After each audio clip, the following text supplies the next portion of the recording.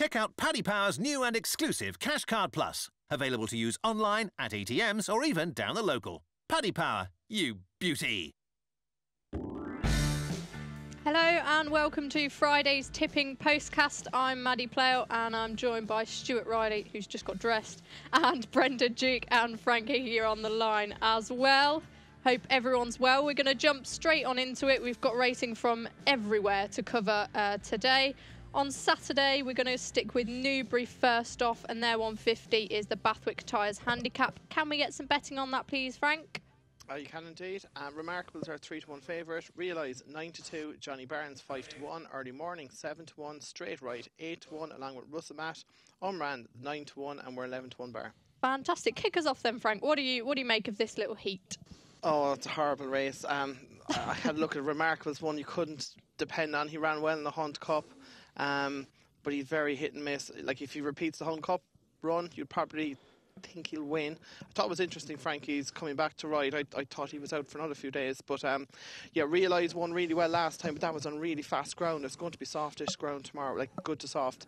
I wouldn't be too gone on him. Johnny Barnes' form on soft ground, but there were two I kind of came up with this morning. Straight Right is having his first start for Andrew Balding, and they had a similar type run up in York last week, Night of Glory. Similar types, and cost a lot come to these owners, and it was backed off the boards Night of Glory in York. Now, it did disappoint it a bit, but this thing ran okay, 7th in the Commonwealth Cup, handles cut on the ground, a mark of 106. It's hard to know whether that's fair or not, but I wouldn't be surprised if that supported. But I'm going to take a punt on the outside of the field, Majest each way here.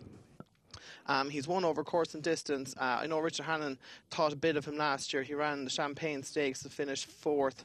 Now, that was a decent enough renewal. Rivet won, Thundersnow was 2nd, Dubai was 3rd, and then Great Britain and Tommy Taylor were behind. Now, they're all, and Great Britain's rated 99, but the rest are all 100 plus horses now. And Majest has been gelded since disappointing last time out at Chester. He's dropped to marker 97. If the gelding operations worked, he'd have a shot here because there's holes and everything. I'll take a punt on him. He's about 12-1. But I think this is a minimum confidence race.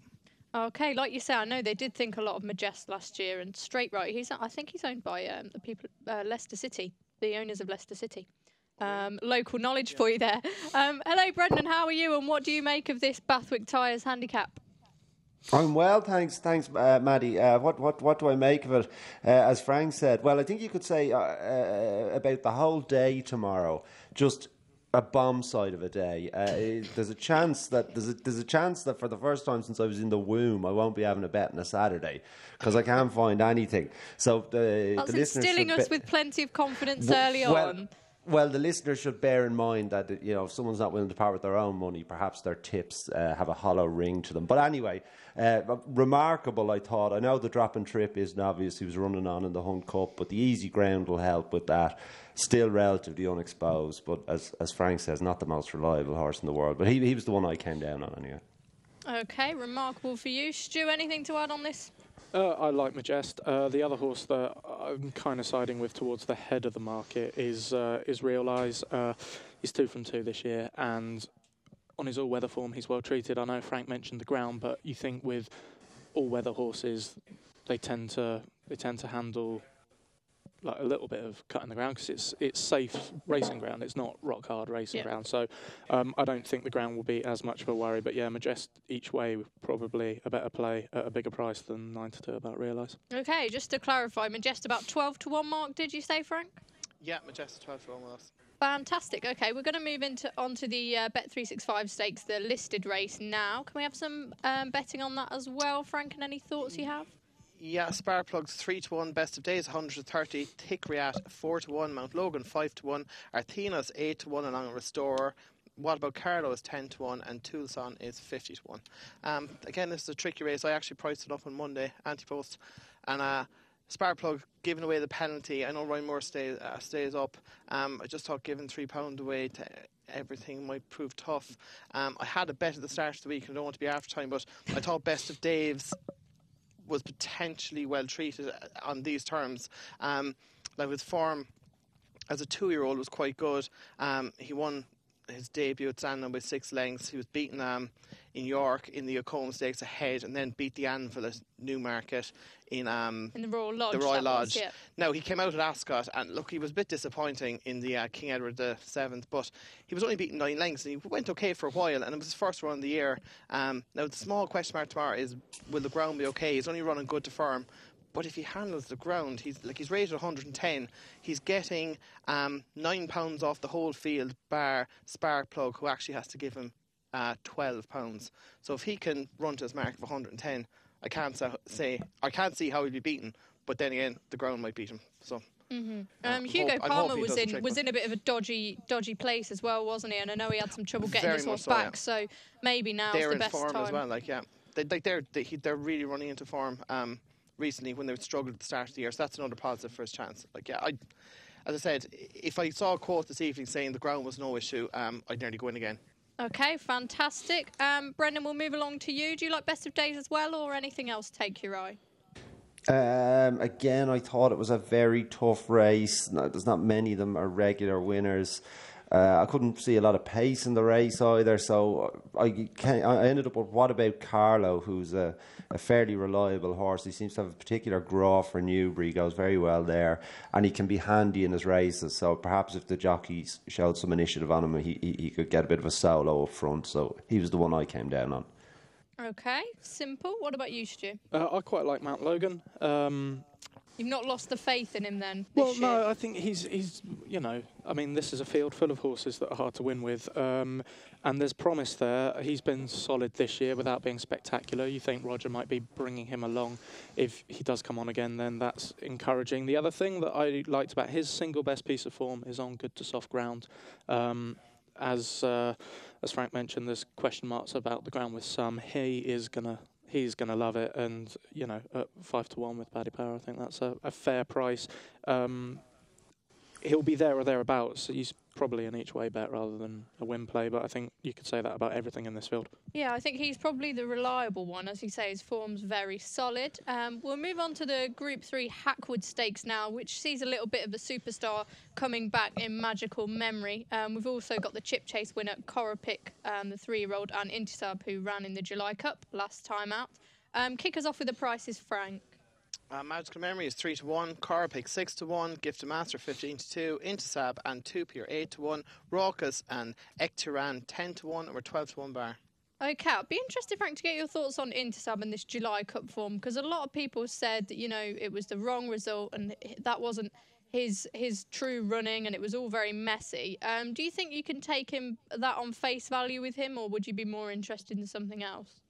I know he's only been beaten 4 lengths. Now, I didn't study the sections properly, but I know it was quite a slowly run race compared to other years and even other races on the card. But for me, I'm a massive fan of Harry Angel, and I'd be pretty confident that he will turn out to be the best of that bunch, and he possibly already is. But yeah, Intisab only beaten 4 lengths. I wouldn't take it on face value. I'd be looking against him, to be honest. Magical Memory is the solid one. He handles a bit of cut. He's run well in the Duke of York earlier in the year, disappointed in the Diamond Jubilee before winning a conditions kind of race in Haydock. But there's one in here I thought was a fair price, and that's Tupi of Richard Hannon's. He ran well in Maidan before coming back to UK and winning in Doncaster, a listed race, the Cammage Trophy. He absolutely bolted up that day. Ryan Moore was up, and you kind of thought, geez, he could make his mark in Group Company this year. Now, he ran okay in the Duke of York. He was beaten 8 lengths in 6th, and again he was beaten 3.5 lengths in the Diamond Jubilee. But if you go back last year to Newmarket in the Abernant Stakes, I think he was only a neck behind Magical Memory that day on similar ground. Now Magical Memory is 3-1 and Tupi is around the 8 or 9-1 mark, and on that basis I'm going to be having an each way bet on Tupi. Okay, excellent. I like that. Brendan, do you agree with Frank? Yes. Again, I thought it was very hard. Very uncertain there. Well, yeah. The whole day is a mystery wrapped in a riddle. But I thought, obviously, starting off, I looked at the 3-year-olds, because the 3-year-olds have been having their way with the older sprinters this year. But I think nearly all the 3-year-olds in this race want better ground. So then I went to the older horses. That Raucous was well backed, very well backed in the Woking. He had a pretty rough trip that day. There's still some upside to him. The pieces are back on, and maybe you can justify the faith they had in him pre-Ascot. He was the one my pin came down on.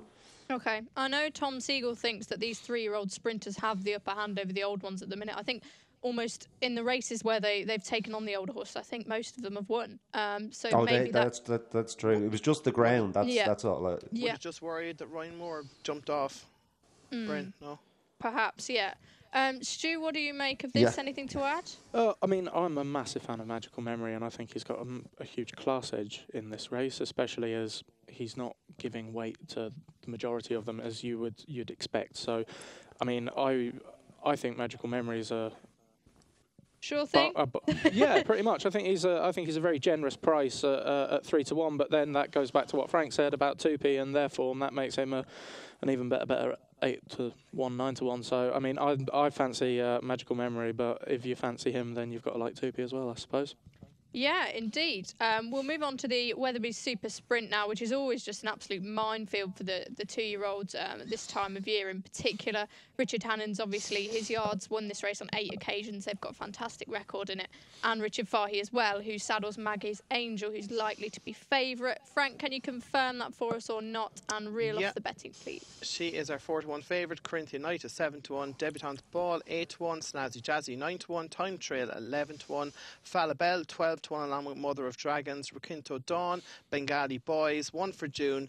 Lady Angelica are 16-1 and we're 20-1 bar. Right. If you thought before was a nightmare, I think this race is always quite tricky. Frank, what do you make of it? Anything that you're, dead cert on?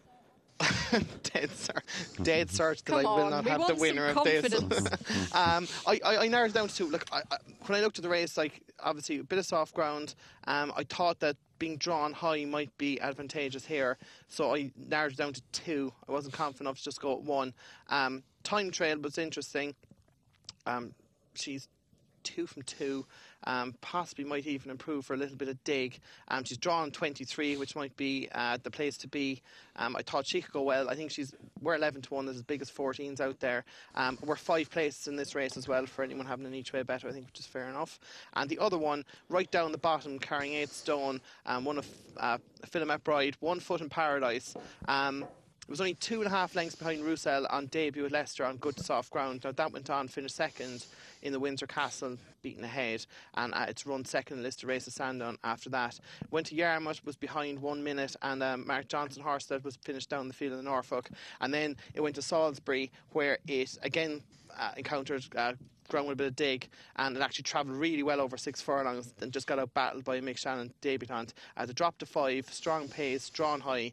I thought this one was very overpriced at 33-1, and I'd definitely having a small few quid each way on that. Okay, see, that's what I was wanting. That's what I was digging for. Some confidence, What about you, Brendan? Did you manage to have a strong fancy in this? Not particularly. I did think that the favourite was a fair price, despite being favourite. I thought at 4-1, and I know it almost looked in Newmarket the last day that she wanted to go up a furlong, not back a furlong, but she showed plenty of pace in Beverley. And I thought it was a really good effort in Newmarket. I think the filly won that's pretty smart, and Maggie's missed the break, and then she hung away from the favourite Rail. I thought she had a bit of a class edge here, and I think 4-1's a fair price. I might actually have some money on her. And Richard Fahey, like I say, he's won 2 of the last 4 runnings, so you'd be interested in her. Stu, Super Sprint? Time Trail was the one my pin fell down on. I love a Michael Dodd sprinter. I was just speaking to David Baxter, who is the juvenile judge. Yes, he is, yeah. So what better person to speak to before talking about the Super Sprint? And one he liked at a price was 1 for June. So you're stealing his tips now. Well, no, I am passing on the expertise of someone who knows far more about juveniles than I do. So, yeah, 1 for June for David Baxter. Okay, excellent. Thanks. We're going to cover the jumping in a moment, and we'll be back then.